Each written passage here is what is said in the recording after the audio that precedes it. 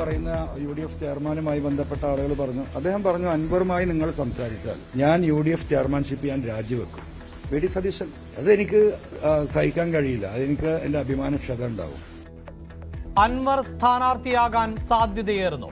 VD സതീശനെതിരെ ആഞ്ഞടിച്ച് വീണ്ടും മാധ്യമങ്ങളെ കണ്ടു. KC വേണുഗോപാലുമായുള്ള കൂടിക്കാഴ്ച പോലും സതീശൻ മുടക്കി. ഇനി പ്രതീക്ഷ നിലമ്പൂരിലെ ജനങ്ങളിൽ. മത്സരിക്കുന്നതിൽ തീരുമാനം ഉടൻ.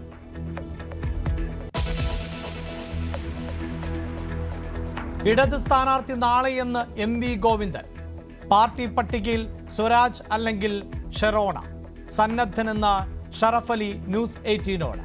ജനകീയ ഡോക്ടർ ഷിനാസ് ബാബുവും പരിഗണനയിൽ. VV പ്രകാശിന്റെ മകളുടെ പ്രസ്താവന ആര്യാടൻ ഷൗക്കത്തിനെതിരെ ആയുധമാക്കി CPIM.